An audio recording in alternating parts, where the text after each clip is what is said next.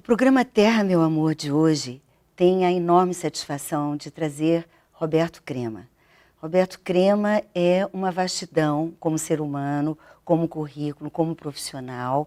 E eu vou ajudar vocês a descobrir isso aos poucos nesse nosso contato, nesse nosso diálogo, né? É um irmão de alma e nós vamos aos poucos trazer nossas reflexões sobre a cultura de paz, a importância do cuidado, de uma ética de cuidado nesse momento planetário que nós estamos vivendo.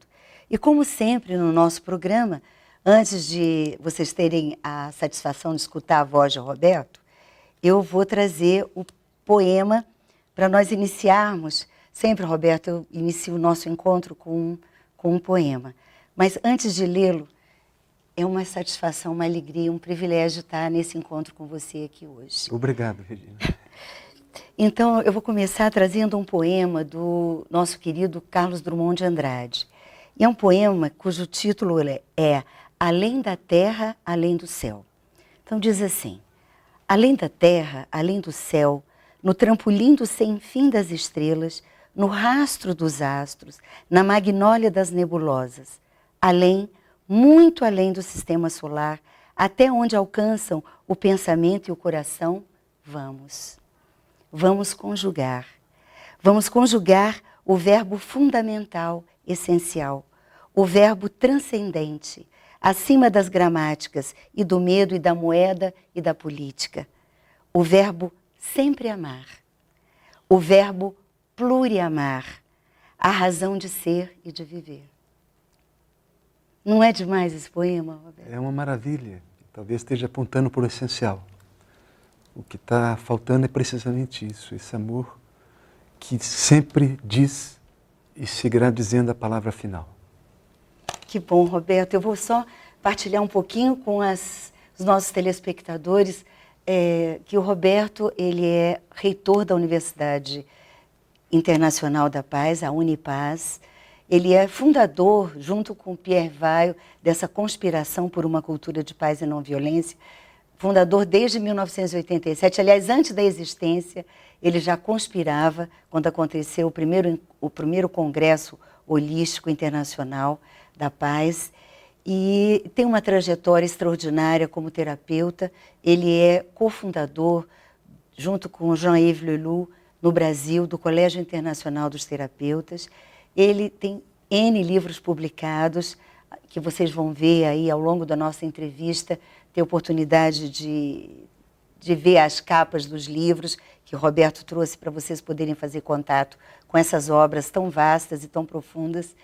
E ele também é, como que eu posso dizer em relação à síntese transacional? Que você é o pai? O autor, sim. O autor, né, dessa obra extraordinária, dessa abordagem, melhor dizendo, né, sobre a síntese transacional.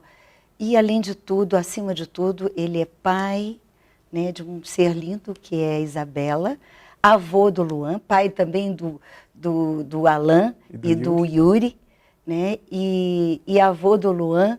Então, quer dizer, é um ser de uma vastidão, assim como diz o poema, do pluriamor. Né? Roberto, que alegria estar aqui com você. Eu lhe agradeço, Regina, por essas palavras tão generosas. Não é generoso. Tão amigas. Eu estou tendo que enxugar, porque se eu fosse discorrer aqui sobre o seu currículo, realmente seria um privilégio poder fazer isso, mas acho que as pessoas, à medida que a gente for conversando, vão sentir essa luz que vem de você realmente, né, a partir do seu testemunho de vida. E o nosso primeiro contato aqui para o Terra Meu Amor, justamente em função, eu trouxe o verbo pluriamar, né, sempre amar. Esse é o programa Terra Meu Amor, e você vem caminhando há anos trazendo essa questão da cultura de paz e não violência. Né? Como é que você percebe, Roberto, esse casamento sagrado que é preciso ser realizado no seio da humanidade para que a gente possa viver esse pluriamor? Regina, eu penso agora no Pierre Weil, que é esse grande ser humano que sonhou a Unipaz e com quem nós convivemos durante quase 30 anos. Que eu digo sempre que é o querido e o perene reitor da Unipaz. Ele sempre afirmou algo que eu acho muito importante, que o desafio é evoluir do amor ao poder para o poder do amor. Eu creio que há que se fazer essa escolha nesse momento. Ou se devotar ao poder, e isso diz respeito ao ego, ao pequeno eu, com todas as suas secreções, do egocentrismo, da violência, da competição, da corrupção, ou o poder do amor. Eu creio que a paz, como nós sabemos, em hebraico, shalom, na mesma raiz de shalem, significa inteiro. Então, a paz é uma função de uma consciência de inteireza. E eu creio que nós precisamos conspirar por uma terapia, por uma educação pela inteireza, pela consciência da inteireza, porque tudo que é inteiro é belo, é justo, é pacífico e é sagrado. E, Roberto, nós vivemos numa sociedade realmente em que vivemos numa como diz o Drummond mesmo, vivemos numa aldeia global consumística, né? E esse consumo, essa perspectiva de relação com a Terra, conosco mesmos, estabelece uma outra ética, uma outra maneira de perceber as coisas, imediatista. Como é que nós vamos trazer para essa realidade? Como é que nós vamos convidar as pessoas para sair dessa rede sedutora, né, que convoca para uma outra relação de amor, que não é amor, todas essas características sabotadoras que a gente conhece? Como é que a gente vai tecer essa nova humanidade? Eu creio, Regina, que é a partir do interior de nós mesmos. Trata-se de dar um testemunho. Existe uma doença terrível. Pierre, Jean-Yves e eu denominamos de normose, a patologia da normalidade. Pessoas que se deixam levar pelo rebanho, pela maioria. E nós vivemos um momento que prevalece, infelizmente, ainda a normose. Que, por um lado, significa uma adaptação a um contexto, a um sistema dominantemente doente, dominantemente egocêntrico, violento e corrompido. Por outro lado, a normose se caracteriza pela falta de investimento em quê? Na Terra Prometida. O que é a Terra Prometida? Senão esse pedacinho de praça pública encarnado em cada um de nós. Esse corpo, essa alma, essa consciência. Eu creio que na medida que nós trabalharmos essa Terra Prometida em nós, na medida que somos capazes de um testemunho mínimo de inteireza, mínimo de uma transgressão desse caminho da mediocridade, fácil, sair dos trilhos da normose que são viciados para as trilhas que não estão prontas e que nós inventaremos com os nossos próprios passos. É nessa medida que eu creio que a gente poderá vivenciar um momento mais humano e mais pacífico na nossa família. Então, Roberto, te ouvindo, me vem assim que talvez a gente de verdade deve caminhar para uma nova antropologia, para uma nova relação, sair do antropocentrismo, nos abrirmos para uma relação de pertencimento e de amor, né? Uma teia, um outro olhar sobre essa teia da vida. E eu gostaria que você falasse sobre como que um terapeuta, qual é o papel do terapeuta e do CIT nesse momento. Nós vamos falar sobre isso depois do nosso intervalo. Até já.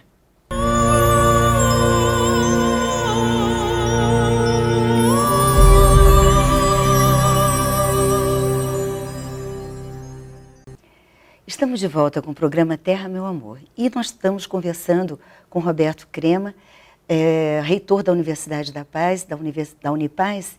E no bloco anterior nós estávamos falando sobre essa questão de uma nova antropologia, né? Lembrando que a palavra antropologia significa antropo, humano, né? E logos, conhecimento. Então, esse conhecimento do ser humano precisa ser repensado, revivido, ressignificado. E nós estávamos falando sobre essa nova antropologia e eu também perguntava para o Roberto, como terapeuta e cofundador, como eu já disse, do Colégio Internacional dos Terapeutas, como é que o CIT, que é esse colégio, pode ser um instrumento para essa nova antropologia? Como que você sente isso? Primeiro, é fundamental realmente nós esclarecermos os nossos pressupostos, a nossa visão do antropos, do ser humano. O que é o ser humano? Se nós não fizermos isso conscientemente, aquilo que nós decidimos na primeira infância é o que vai prevalecer. Ou seja, infelizmente, a maior parte das pessoas não tem uma visão atualizada e consciente e responsável sobre o ser humano. Eu creio que o ser humano é um composto. Primeiro, um composto físico, material. Nós temos um corpo, estamos sendo um corpo. É preciso cuidar desse corpo. A Terra, Gaia, também é um corpo vivo, vibrante. Mas não é um corpo apenas. Esse corpo é animado, há uma alma, sentimentos, informações. É preciso cuidar dessas informações, dessa alma em nós e em tudo.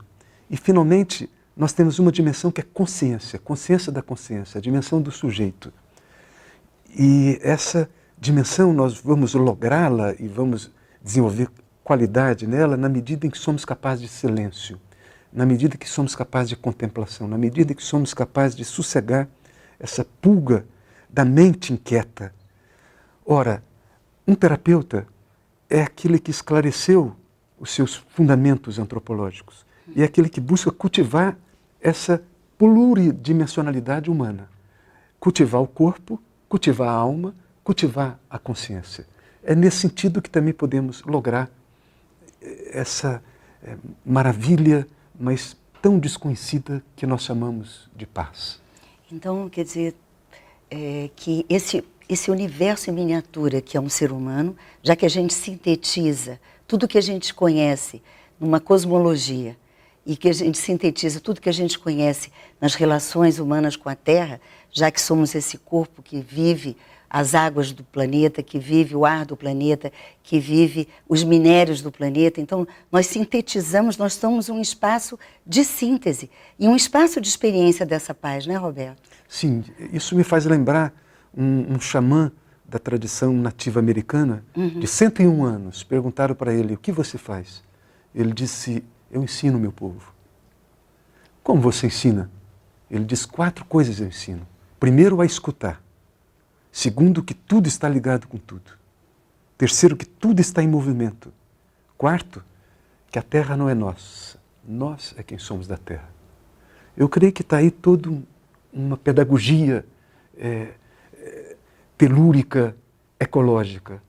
É preciso considerar que realmente o mundo mineral não está só fora, está em nós, nos ossos, nos dentes. O mundo vegetal não está só fora, está no sistema vegetativo, está na flora intestinal. O mundo animal não está só fora, está na libido, nos nossos instintos. O mundo supra-humano, o mundo angelical, que é o melhor do melhor que é em nós, não está só fora, está dentro de cada um de nós, essa é a consciência do sujeito. E todos esses reinos se encontram e podem se integrar num coração humano aberto, em paz. E justamente isso é muito profundo, isso traz para cada indivíduo uma consciência de que toda a transformação que desejamos pode se iniciar em experiência e efetividade no próprio gesto pessoal, individual, na maneira que cada um de nós está no mundo. Sairmos dessa postura de esperarmos que a coisa venha de fora, mas nos tornarmos protagonistas dessas mudanças que nós desejamos, né, Roberto? E aí me vem uma questão que eu gostaria que você aprofundasse, que é a questão desse terapeuta que cada ser humano sintetiza também, traz, né, nessa bagagem, nesse DNA cósmico que a gente traz para o mundo, e que o CIT, o Colégio Internacional dos Terapeutas, trouxe um novo formato, uma nova possibilidade de entender esse terapeuta. Fala um pouco sobre o CIT para a gente, por favor, Roberto. De fato, nós ressignificamos o conceito de terapeuta. O que é um terapeuta? Não é quem cura. Quem cura é a própria vida, são as forças curativas da natureza. O terapeuta é um cuidador. O terapeuta é aquele que cuida de quê? Cuida da saúde em primeiro lugar. Nós temos uma noção que o terapeuta é quem cuida da doença. A doença é o fracasso da saúde. Por isso que na China tradicional, quando uma pessoa adoecia, deixava de pagar os seus terapeutas. Aí nós estamos diante de um conceito de que o terapeuta precisa trabalhar a favor da saúde, levar a pessoa a um estado crônico de saúde. Como? Primeiro, o xamã lembrou bem, através da escuta. É preciso aprender a escutar. E os antigos diziam que nós temos 3 órgãos da escuta. Os pés escutam Pachamama, a terra, o reino infra-humano. Os rins escutam a nossa interioridade, o sangue, os pensamentos, os sentimentos, o coração. E as orelhas escutam o grande pai, a grande mãe, escutam o transpessoal, o transcendente. Dessa forma, através da escuta, nós conectamos a terra ao céu, como disse o poema tão lindo do Drummond. Agora, escutar não é só ouvir, é também interpretar. É fundamental a tarefa terapêutica de facilitar que a pessoa interprete suas crises, suas doenças. Porque uma pessoa é livre, não na medida daquilo que chega a nós. Nós não somos livres com relação ao que nos chega. Nós somos livres com relação ao que fazemos com aquilo que nos chega. E o que nos torna realmente livres é a capacidade de interpretar, de extrair um sentido, de seja lá o que for, da dor, do sorriso, do sofrimento, da crise. E, finalmente, o terapeuta é aquele capaz de abençoar. Abençoar é ter um bom olhar e ter uma boa palavra para com relação ao outro. O outro não é o doente. O outro não se resume a uma etiqueta. O outro é um portador de um sujeito, da dignidade humana. O olhar é estruturante, a fala é estruturante. Aquilo que nós olhamos no outro, estrutura no outro e em nós. Exatamente. Olhar a luz do outro, olhar a beleza do outro e ser capaz de uma palavra de bênção. De benedicere, né? Benedicere. Bem dizer, abençoar. Que lindo que nós terminamos esse segundo bloco com essa bênção e nos abrimos para o nosso próximo bloco. Até já.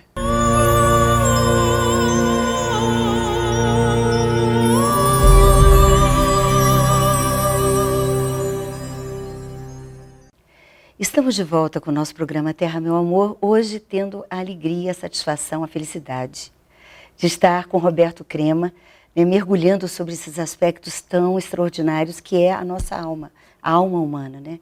E a alma humana que nesse momento realmente se pergunta, né, qual é meu norte? Né? Para onde que nós vamos? Para onde que a humanidade vai nessa jornada evolutiva, né?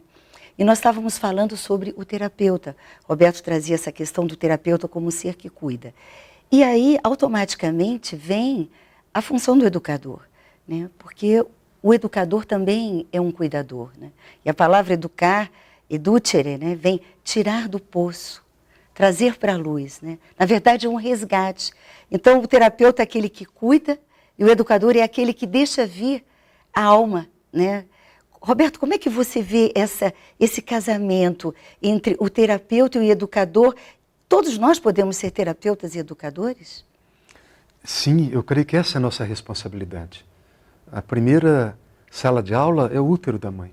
Os primeiros professores é a mãe, é o pai, é os avós.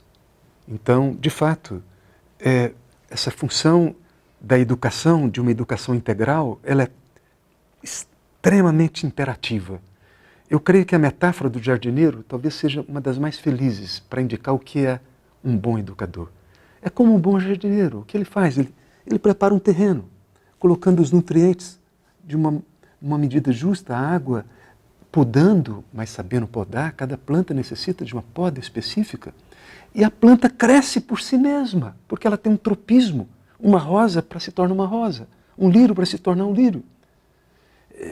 Não se pode conceber um jardineiro comparando uma rosa com um lírio e exigindo o mesmo currículo. Queria que a rosa seja o lírio, ou outra, uma margarida. E isso indica que talvez um pé de alface em qualquer horta está sendo melhor tratado do que, infelizmente, os nossos jovens, através de uma pedagogia normótica. Sim. Uma pedagogia que apenas é um adestramento intelectual, que leva a pessoa apenas a pretender passar no vestibular. Isso nós precisamos transcender. Nós propomos atualmente, e no planeta inteiro se pensa nisso, uma educação transdisciplinar holística. A transdisciplinaridade é o diálogo entre a filosofia, a arte, a espiritualidade e a ciência. E a palavra holística, que vem do grego holos, significa inteiro.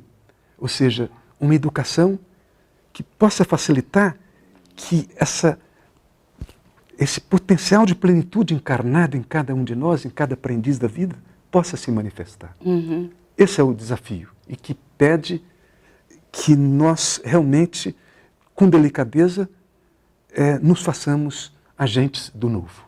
E, Roberto, você trouxe essa questão dessa educação transdisciplinar e ela, de fato, nesse momento, é o portal para a educação de um ser humano integral. Porque nós não somos só raciocínio. Não interessa só aprender geografia, história, matemática para passar no vestibular, para depois você se tornar um agente na sociedade. Isso é importante? É. Mas não só isso. Porque nós somos seres além da razão, como diz o Jung, né? Razão, sensação, sensibilidade e intuição. Como é que nós vamos educar nossas crianças para que elas, por exemplo, se sintam motivadas para honrar seus sonhos? O que o sonho vai trazer? O que a intuição vai trazer para esse novo ser humano que nós desejamos educar para o mundo? Regina, eu tenho falado há mais de 20 anos numa pedagogia iniciática, que nos inicie a essa tarefa extraordinária de nos tornarmos plenamente humanos. Isso pede, além de uma alfabetização cerebral, do intelecto, uma alfabetização anímica da alma, para desenvolvermos pelo menos 3 inteligências. A inteligência emocional, já se fala nela, a inteligência onírica dos sonhos, é preciso cultivar o jardim dos sonhos. Nós sabemos que os sonhos, nós temos mais de um século de pesquisa científica e todas as tradições culturais transbordam sonhos. Eles corrigem, eles trazem o não resolvido, eles trazem reportagens existenciais, eles apontam para aquilo que nós não estamos considerando na vigília. Os sonhos têm uma função compensatória, como Jung dizia muito bem, e é incrível que os sonhos ainda não tenham penetrado no universo educacional. E, além disso, a inteligência relacional. É preciso introduzir nas escolas a dinâmica de grupo. Carl Rogers dizia que a maior descoberta do século XX foi a dinâmica de grupo. E precisam estar nas escolas. E, finalmente, uma alfabetização consciencial.